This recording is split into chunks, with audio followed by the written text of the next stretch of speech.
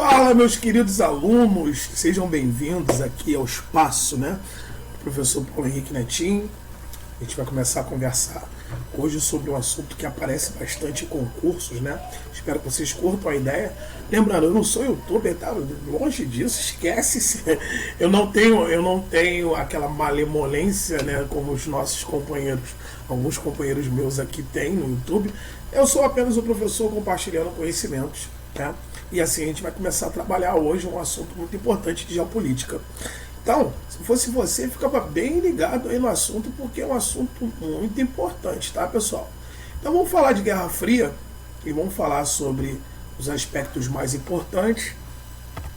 Lembrando que aparece muito em concurso esse assunto, né? Deixa eu só abrir aqui um pouquinho para vocês.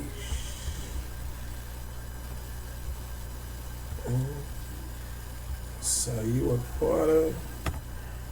Foi. Então, a gente vai falar um pouquinho sobre o mundo bipolar, a Guerra Fria, um assunto geopolítico, na verdade, uma introdução à geopolítica mundial, um período de confrontos após a Segunda Guerra Mundial. E aí a gente vai começar a falar sobre essa primeira parte, esse primeiro vídeo, sobre o desenrolar dessa história. E daqui a pouco a gente vai voltar aí com vocês, tá bom? Então vamos lá. Guerra Fria, assunto que cai bastante nos vestibulares. Eu vou sair aqui da sua tela rapidinho, tá? Só pra gente poder... Eu ainda sou daquele esquema que a gente ainda tá trabalhando. Então, ó, se eu gaguejar, se eu errar aqui na hora de abrir ou fechar o vídeo, então peço para vocês aí paciência. Eu não sou, né? Eu não sou youtuber, mas a gente vai dando nossos pulos por aqui. Bom, vamos lá, vamos falar sobre Guerra Fria. Contexto pós-Segunda Guerra Mundial, ou seja, lembrando, né, em 1945, 1939, uma declaração de guerra, principalmente contra a Alemanha, né, ou seja, a Europa está em guerra nesse momento, e em 1944, né, a guerra acaba em 1945, mas em 1944 você já começa um processo de organizar o mundo, né, pós a guerra, ou seja, o processo de estruturação, quem vai ficar com o quê, qual será a punição da Alemanha. Então uma série de coisas estava acontecendo a partir do ano de 1944. Então, o fim da Segunda Guerra Mundial, dois países que não tiveram um confronto propriamente em seus territórios, principalmente um que está lá na América, né, desenvolve um mecanismo diferenciado de trabalho. Ou seja, um pensamento econômico baseado naquilo que foi formado o seu país, os Estados Unidos. Então, vamos dizer o seguinte, olha, veio toda aquela riqueza da Revolução Francesa, ou seja, dos ideais iluministas, ou seja, de todo esse pensamento. Então é lógico que, pelo processo de colonização que houve nos Estados Unidos, então o processo, a valorização do capital e da democracia seriam os pontos altos da economia americana. Então, o país, Estados Unidos, ele nasce num processo de independência, ele nasce num processo de enriquecimento, de povoamento, ou seja, os Estados Unidos ele parte por um ideal de liberdade, né, de fraternidade, ou seja, seriam os slogans, né, da Revolução Francesa. Enquanto ao outro lado, você tem uma potência também que vai emergindo nesse momento, que seria ao contrário, e aí também tem a ver com a sua história, tem a ver com o seu desenrolar, principalmente após a sua revolução, né, que até então não tinha tanto tempo de que aconteceu em 1917, da Revolução Russa. E todo esse pensamento previa que o ideal, né, dessa questão da União Soviética seria o processo de compartilhamento de bens, ou seja, no caso, o bem-estar social. Pessoal, eu não sei o que é o bem-estar social. O senhor poderia me dizer? Bom, com certeza, bem-estar social é o bem-estar compartilhado, é o bem-estar para todos, todas as pessoas daquela região. Então, assim, nos ideais da Revolução Russa, né, no período ali do conflito de 1917, que você tem a queda da monarquia russa, você leva ali o poder dos bolcheviques, né, e Mas você tem ali a ascensão de Lenin ao poder, e você tem ali a questão da Revolução Russa, seria, como é que eu posso dizer para vocês, que você sair ali de uma monarquia absolutista e sustentada principalmente pela nobreza, né, dona da maioria das terras cultiváveis. E as ideologias liberais e socialistas começavam a penetrar no país. Ou seja, os trabalhadores, em outras palavras, o Partido dos Trabalhadores, eles assumem esse poder. Então, para entendimento do socialismo, você tem que entender que há uma relação mais simplista, mas isso você combateu um sistema que era absolutista, ou seja, dos cesares, ou seja, o rei, o enriquecimento, ou seja, o controle de tudo. E assim, há uma contraproposta em relação a isso. Então, o ideal socialista seria a igualdade, simplicidade, coletivismo, estatização, ou seja, é uma economia baseada, né, que o governo seria o centralizador, né, dos bens de produção, enquanto o outro visava o individualismo, o consumo imediato, a relação de você poder escolher o produto que você quer comprar, né, ou seja, você ter ampla concorrência. Então, essa questão, claro, né, que cada um com a sua história, mas ia chegar num determinado momento que iriam confrontar essas ideias. Então, a União Soviética, né, segundo a União Soviética, o seu sistema econômico era baseado no socialismo e o seu sistema político baseado no sistema comunista, ou seja, do bem-estar social. Enquanto isso, você tinha uma valorização da riqueza material, ou seja, o capitalismo, ou seja, a economia baseada no lucro, ou seja, a propriedade privada, a divisão social, né, ou seja, ricos, classe média, classe alta, classe média, classe pobre. Então você tinha o capitalismo e o socialismo confrontando-se nessas questões da ideia. E aí, nesse contexto de final de guerra, essas potências vão começar a divulgar, a difundir, né, as suas ideias, os seus ideais. E aí começa um processo que vai de convencimento até ajuda econômica e ajuda militar de proteção. Ou seja, vai acontecer uma questão de divulgação que o meu sistema é melhor e o que o dele não presta. Ou seja, vai haver uma disputa. Só que essa disputa ela vai ser ideológica, ela não chega a ser física. Porque física seria o extremo, tá? Mas bateu na trave. E essa disputa, como não houve confrontos físicos, pelo menos não entre os dois, tá? Isso vai acontecer em outros lugares, mesmo porque aí nesse período você já tinha tido a bomba atômica, então já estava ocorrendo uma concorrência nuclear. Então assim, ambos os países tinham ogivas nucleares, e aí como é que faz? Se um tacasse ogiva nuclear no outro, o mundo iria acabar, né? Então esse foi o grande problema e medo da Guerra Fria. Então podemos dizer que essa disputa ficou só na ideologia. Então essa Guerra Fria, né, é chamada assim porque você não teve um confronto físico e direto entre essas duas potências. De um lado, Estados Unidos da América, e do outro lado, União das Repúblicas Socialistas Soviéticas. Tá? Lembrando que os soviéticos seriam um partido, né? No caso, um partido, assim como o nazismo também seria um partido. Então, essa disputa hegemônica teve esse nome por ter acontecido apenas um campo ideológico. Não chegava a haver uma declaração oficial de guerra entre os blocos, né? Ou seja, não se previa, né, que iria acontecer um confronto entre os dois. Bom, e nesse momento, o que aconteceu com a Alemanha? A Alemanha estava fragmentada, né? Ou seja, a Alemanha ela passava por um processo de divisão. Ou seja, e aí, para que esse processo de divisão fosse mais eloquente, vamos dizer assim, então houve algumas conferências naquela época feitas pelos principais líderes, né, do processo de evolução econômica. Ou seja, o chefe das três grandes potências da época, Reino Unido, Estados Unidos e a União Soviética. E o que aconteceu? Houve duas conferências importantes. Primeiro, a conferência de Alta, que aconteceu ali de 4 a 11 de fevereiro, em Alta, na região da Crimeia.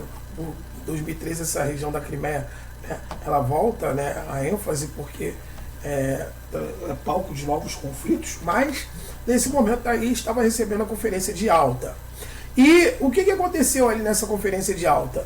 Essa conferência de Alta começa a surgir alguns burburinhos, né, que a União Soviética queria tomar conta do leste europeu. Na verdade, era o mesmo pensamento dos alemães, só que dessa vez a União Soviética tinha respaldo. Então, no caso, seria ali para ratificar o poderio soviético naquela região do leste europeu, né, nessa que seriam as divisões em zonas de ocupação e a eliminação, né, da indústria bélica alemã, ou seja, eles iriam justamente assumir aquela região e iriam destruir todo o material bélico alemão, ou seja, dos nazistas, né, e de todo o confronto que ali estava ocorrendo. Então, depois aconteceu a Conferência de Potsdam, na Alemanha, e a cidade de Berlim acaba sendo dividida em 4 zonas de ocupação. Seriam ocupadas por Reino Unido e França, Estados Unidos e União Soviética. No caso ali você tem a foto, né, uma célebre foto com Winston Churchill, o primeiro-ministro do Reino Unido, Franklin Roosevelt, esse aí que fica ao meio, né, o presidente dos Estados Unidos, e Joseph Stalin, esse de bigodão aí, né, seria o... Então Stalin é o bigodudo, é o bigodudão aí, o bigodão. E esses eram os 3 líderes, né, praticamente os homens mais poderosos do mundo na época. E aí você vê o mapa da divisão da Alemanha, né, nessas zonas de ocupação. Então, assim, você tem aí a divisão em República Federal Alemã, que seria a Alemanha Ocidental Capitalista, e a República Democrática Alemã Oriental Socialista. Professor, mas por que democrática se era comunismo e tal? É porque você tinha essa divisão até então feita, né, com o Reino Unido e França, não apenas Estados Unidos e União Soviética, mas não era um processo democrático, né? Era um processo comunista. Isso foi um nome, mas não era um processo democrático. Então você tem aí as zonas, você pode acompanhar aqui no prompt, né? Você está vendo aqui a divisão, ou seja, você cria 2 países e você divide a capital aí em 2, Berlim Ocidental, Berlim Oriental. Então a divisão da Alemanha ela passa a ser uma realidade, principalmente com a construção daquilo que seria o maior símbolo da Guerra Fria, que seria a construção do Muro de Berlim em 1961. O Muro de Berlim, gente, simbolicamente é a maior expressão da Guerra Fria. O muro é uma grande extensão, né? Ou seja, um muro que eram cheios de sentinelas armados com metralhadoras, e isso era justamente para conter o processo migratório dos alemães orientais para a Alemanha Ocidental. Ou seja, a Alemanha Ocidental capitalista, recebendo recursos dos Estados Unidos, era mais atraente. Já o pessoal da Alemanha Oriental, por muitas vezes, passaram fome. Então isso começou a ser um problema muito grande na região. Então construíram um muro justamente para conter esse processo migratório. E aí, tem uma expressão célebre que começa a ser utilizada por um momento de grande tensão ali na Europa. A partir do fim da Segunda Guerra Mundial, a Europa estava em frangalhos, ou seja, os ânimos estavam ainda muito acirrados, né, entre entre os governantes, o povo queria saber o que aconteceu, ou seja, estava um problema muito grave. Então, foi aí que a Europa, que durante séculos e séculos dominou todos os aspectos da sociedade humana, dessa vez a Europa ela estava em frangalhos, ou seja, duas grandes guerras, né, devastaram os principais países. E aí, o que acontece? Quando essas duas potências, Estados Unidos e União Soviética, elas emergem, então você começa ali a sua área de influência. Lembrando que o leste europeu era soviético e o oeste europeu, ou a Europa ocidental, né, era da influência dos Estados Unidos. Então, essa expressão cortina de ferro era para designar o domínio da extinta União Soviética sobre os países do leste da Europa e a influência dos Estados Unidos com os países ocidentais. Foi um discurso, né, do primeiro-ministro em 1946, principalmente, né, de 1946, de Winston Churchill. A gente acabou de falar dele no outro slide. Então, inicialmente, a cortina de ferro era separada da região integrada pelas repúblicas europeias da União Soviética. Então, aí você tinha Rússia, Armênia, Azerbaijão, Bielorrússia, Estônia, Geórgia, Cazaquistão, Lituânia, Letônia, Moldávia e Ucrânia. E os estados satélites, né, da Alemanha Oriental, Polônia, Tchecoslováquia, Hungria, Bulgária e Romênia. Muitos desses países, como a Tchecoslováquia, quando acabar isso tudo, eles vão se desintegrar. Lembrando que você, ali na União Soviética, né, você estava juntando etnias que não se batiam, ou seja, povos que não se batiam. Então, assim, era um pandemônio, tá? Não era fácil você controlar. E até hoje a Rússia é um pouco complicada em termos políticos. Então, assim, toda essa região aí ficava sob o controle político e econômico da União Soviética. Tá? Aí você vê no mapa, né, a Hungria, a Romênia, a Iugoslávia, né, a Alemanha Oriental, a Lituânia, a Letônia, a Estônia, né, e a Grande Rússia, né, que seria a base desse bloco socialista soviético. Bom, começando a falar sobre os projetos econômicos, vou falar sobre o ponto central da organização econômica, do gerenciamento econômico internacional, que foi a Conferência de Bretton Woods, nos Estados Unidos. Ou seja, uma conferência que começa a organizar a relação monetária e financeira, principalmente dos países no mundo. Ou seja, que até então só conheciam um tipo de padrão nas suas reservas, no seu tesouro, que era o ouro. E aí, por si só, os Estados Unidos, através da sua grande capacidade de produzir dinheiro, a Casa da Moeda Americana, o Tesouro Americano, cria, né, um organismo internacional que seria de apoio à reestruturação, que seria o Fundo Monetário Internacional, ou seja, emprestar dinheiro para reerguer esses países que estavam na pindaíba por causa da Segunda Guerra Mundial. Então, as principais disposições do sistema Bretton Woods foram, primeiramente, a obrigação de cada país adotar uma política monetária, né? A monetização em si, ela seria padronizada, que mantivesse a taxa de câmbio de suas moedas dentro de uma determinada variação de valor, indexado à moeda americana ao dólar.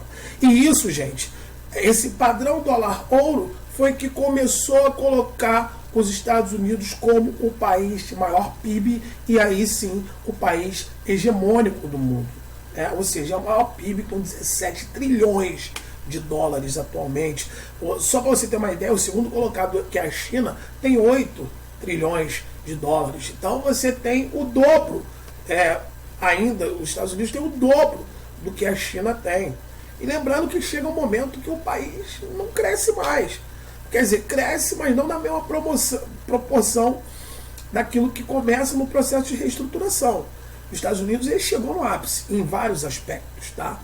Ou seja, é uma nação diferenciada. Então, mais uma vez, eles assumem essa liderança capitalista no mundo. Mais uma vez, não, desculpa. Eles assumem essa liderança capitalista no mundo e vai conduzindo com o seu sistema monetário, tá? Tá aí o hotel onde ocorreu, o Hotel Mount em Washington, Bretton Woods. Então, assim, foi lá que aconteceu essa reunião, ao qual define o padrão mundial dólar-ouro do sistema capitalista. Os projetos econômicos e militares, né, no caso, esses projetos que começam a ser trabalhados, seriam, na verdade, um plano de ajuda para a reestruturação de países em dificuldade. O primeiro deles foi em 1947 com o Plano Marshall, ou seja, Estados Unidos iriam emprestar dinheiro para os países europeus, principalmente os ocidentais, aqueles que desde já eram capitalistas, para se reerguerem. Então viraram grandes potências, isso sim. Eles já tinham uma experiência da Grande Depressão, né, no início do século. Então eles já conheciam o que era você sair, né, de uma pindaíba aí, de um processo de declínio econômico. Então o Plano Marshall acaba ajudando, porque justamente os Estados Unidos queriam parceiros fortes no processo de exportação, importação, processo de desenvolvimento econômico. Não adiantava nada só os Estados Unidos subir e os seus co-irmãos, né, de outras nações ficarem na pindaíba. Então, esse Plano Marshall foi um plano de empréstimo para recuperação, empréstimos de dinheiro. Só o Reino Unido ganhou, na época, 3,16 milhões, né, de dólares. Aí a gente fala milhões, mas era dinheiro para burro na época, né? Então, assim, então você teve aí vários países europeus, França sendo ajudado, Finlândia, enfim, vários países, Noruega, Dinamarca, vários países se beneficiaram. E em 1951 eles promoveram o Plano Colombo, que seria uma ajuda por meio de empréstimos para países asiáticos. E aí ele empresta dinheiro para o Japão se desenvolve, vira a segunda potência do mundo, para Taiwan, apoia também alguns países que até então eles não eram independentes, como Hong Kong, Macau. Então, assim, os Estados Unidos ele começa a investir nessas regiões, emprestando dinheiro e permitindo que essas nações se desenvolvam.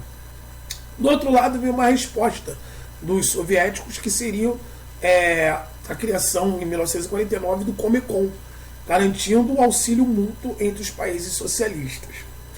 Os projetos militares, né, ou seja, a proteção militar, a formação de uma corrente militar, seria por parte da Organização do Tratado do Atlântico Norte, por parte da proteção capitalista, né, os Estados Unidos líder, surgiu em 49 para retalhar qualquer tipo de ataque a algum país membro, né, dessa organização por parte dos soviéticos.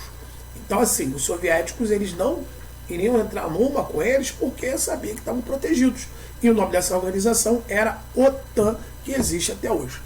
Em resposta à OTAN, em 1955, na capital da Polônia, em Varsóvia, surge o bloco, o projeto militar socialista, que seria o Pacto de Varsóvia, seria os mesmos moldes da OTAN, né, proteger os seus países membros, certo? Então, assim, é isso que você tem que entender primeiramente, tá, pessoal? Então, nesse caso aí, eu tenho certeza que você, esperto do jeito que é, deixa eu voltar aqui, cadê que eu mostro? Esperto do jeito que é, não vai se perder, beleza? Aqui.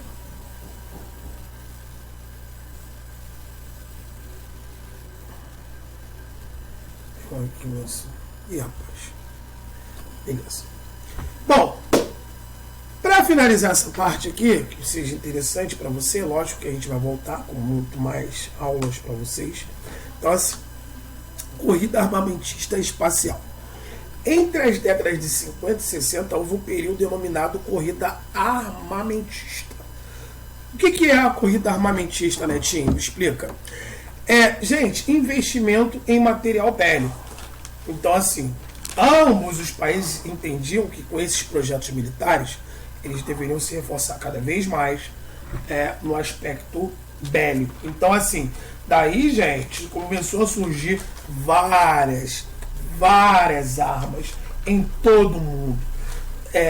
Por exemplo, a Kalashnikov 47, né? Quem joga aí Call of Duty sabe. 1947, a AK-47, no M16. Então, assim, você vai ter aí várias armas surgindo nesse período. Essa corrida armamentista, justamente, era o investimento em armas, veículos. Veículos também começaram a surgir, muitos veículos começaram a surgir nesse período. Munições, equipamentos militares, ogivas nucleares. Só para você ter uma ideia, esse período, né, foi considerado como a destruição mútua assegurada, porque tantos investimentos em armas, o mundo já estava morrendo de medo, achando que seria o fim, porque uma hora essas nações iam atacar uma outra e, claro, atacando uma outra ia ser praticamente a extinção de 1/3 ou mais da sociedade. Então, por isso que essa frase ficou muito conhecida na época como a destruição mútua assegurada. Então, você tem ali uma corrida armamentista, no qual os soviéticos e norte-americanos disputavam qual dos países sairiam na frente no que diz respeito a tecnologias militares e bélicas. Então, assim, todo esse investimento, só para você ter uma ideia, os Estados Unidos, na época, gastou algo em torno de 24 milhões em ogivas, enquanto, 24 milhões, 4 milhões em ogivas, que era dinheiro para burro. Tá? Quando eu falo 4 milhões assim, hoje em dia a pessoa fala, pouca coisa. Não, era dinheiro para burro. Então, os Estados Unidos tinham algo em torno de 24 mil ogivas nucleares. Enquanto que a União Soviética foi além. A União Soviética, na verdade, ela se dedicou a investir, isso, lógico, à frente. Vai começar a dar uma série de problemas para eles, mas eles, que não eram um país industrializado, mas eles investiram pesadamente em armamentos nucleares. Tanto que, enquanto os Estados Unidos tinham 24 mil ogivas, eles tinham 32 mil ogivas. Então era muita coisa, tá, gente? Então, assim, essa era o grande problema desse período, porque justamente tudo poderia acontecer, por isso que o pessoal tinha esse slogan na época, destruição mútua assegurada, tá? Então, a outra parte seria a corrida espacial, ou seja, grandes tecnologias surgiram, tá? Venhamos e convenhamos, ou seja, muita tecnologia, muita inovação tecnológica, muita descoberta científica surge nessa época. Então, assim, por quê? Porque justamente a disputa ela promove, né, o desenvolvimento intelectual, tecnológico, né, ou seja, de vários aspectos. Então, eles começaram a medir forças, né, justamente para demonstrar superioridade um sobre o outro. Isso aconteceu também no ramo esportivo, tá, pessoal? Nas Olimpíadas nas Olimpíadas de Montreal, por exemplo, foi um exemplo. Nas Olimpíadas de Berlim também foi outro exemplo. Então, assim, você teve um não ia na Olimpíada do outro, um boicote aqui, outro boicote ali. Então, assim, e a disputa, né, entre os atletas também, cada vitória de um atleta da Alemanha Oriental era comemorada de forma absurda. Enfim, tinha vários outros aspectos nesse esquema aí. Então, a corrida espacial, na tentativa de mostrar sua força, que a União Soviética levou o primeiro homem, Yuri Gagarin, ao espaço. Antes disso, teve a cadela Laika, tá? Que até hoje não se sabe o que aconteceu com ela, mas eles conseguiram mandar ela para lá. Então, assim, eram milhões, tá, gente? Que muitos desses projetos não davam certo. Bem verdade que não davam certo. Tanto que você teve, nessa questão da corrida espacial, inclusive, claro que os filmes, quando eles vão falar de alguma coisa, é complicado, né? E aí você pergunta, quem é que fez o filme? Hollywood, então, entendi. Então você teve o projeto Sputnik, né, da União Soviética, e você teve o primeiro homem enviado pelos soviéticos, ou seja, pelos russos, tá? Que foi Yuri Gagarin. E a resposta disso, você teve Neil Armstrong, os Estados Unidos, né, os norte-americanos, levaram o Neil Armstrong à Lua. E também o famoso projeto Apollo, tá? Então, assim, teve vários projetos Apolos, tá? Só para deixar claro. Aí, qual que deu certo? O 11 e o 13, que dizem que deram certo, né? Então, no caso, isso demonstra claramente a tentativa de mostrar a superioridade entre as duas ideologias, ou seja, cada um estava vendendo seu peixe nesse momento de bipolarização mundial. Tá? Então essa disputa ficou assim, gente, para você ver aí no desenho, para a gente poder fechar essa primeira parte da aula. O capitalismo, a doutrina Truman, né, que a gente vai falar no próximo slide, né, na próxima aula. O macartismo, que nós vamos falar também na próxima aula. Né, no plano Marshall, que nós falamos agora, a OTAN e a CIA. Pessoal, centro de inteligência, tinha 2, né? Ou seja, centro de inteligência, espionagem. Aí você tem vários filmes que falam sobre isso. James Bond, então, é o mais mentiroso deles. Mas, enfim, tinha espionagem, se era verdade? Tipo o Salt? Não é igual o Salt, não. Pelo amor de Deus. Gente, filme de espião e eu sempre falo isso para os meus alunos. O filme de espião é mó barato porque eles exageravam mesmo para mostrar superioridade. Então é por isso que acabou o James Bond até hoje, né? Você tem James Bond, vários filmes de espião que surgem aí, parece que ainda continua. Então assim, mas é justamente porque algo, tirando toda a mentirada, né? Mas o fato é que existia espionagem, principalmente por parte dessas duas agências de inteligência aí, a CIA e a KGB. Então assim, o socialismo, né? Cominform, expurgos de Moscou, Comecon, Pacto de Varsóvia e KGB, que seriam aí a questão da divisão, né, do mundo, da bipolarização mundial. A corrida armamentista, que seria o equilíbrio pelo terror, né, ou seja, que seria a questão do investimento, né, em armas. Corrida espacial, a cachorrinha, a cadelinha laica, né, Yuri Gagarin, o primeiro homem a chegar no espaço, Neil Armstrong, o primeiro homem a chegar à Lua, e a guerra ideológica, a propaganda, ideais de liberdade e felicidade. Isso também, Hollywood começa a ser muito importante nesse aspecto. Os desenhos, Pato Donald, né, que era muito utilizado nesse confronto aí. Eu sempre falo para os meus alunos, reparem que nos filmes americanos tem um cara americano que tipo, teve esse último aí, o protetor Daisy Washington, né? Cara americano, normal, coisa e tal, mas o cara era brabo, o cara era ex-agente do não sei da onde. Aí ele chega num lugar que só tem russo. E como é que é o russo? Como é que é retratado o russo nos filmes americanos? É o bandido, é o cafetão, né? A mulher russa é a prostituta. Ou seja, isso tudo é um pensamento, né? Se você parar, professor, não tinha reparado isso, mas é o pensamento da Guerra Fria, é essa questão. É tudo mentira? Não, não é. Mas é sempre retratado dessa forma, né? E assim, nós podemos imaginar que a Guerra Fria, ela, de uma certa forma, ela não acabou, tá? Ela não acabou. Ainda há uns resquícios, né, da Guerra Fria, e até mesmo recente, né, que nós vamos falar numa próxima oportunidade. Bom, gente, é isso. Queria agradecer a todos vocês que ficaram aqui comigo. Façam as suas anotações. Voltarei com o vídeo 2 dessa aula. Um grande abraço e fiquem com Deus.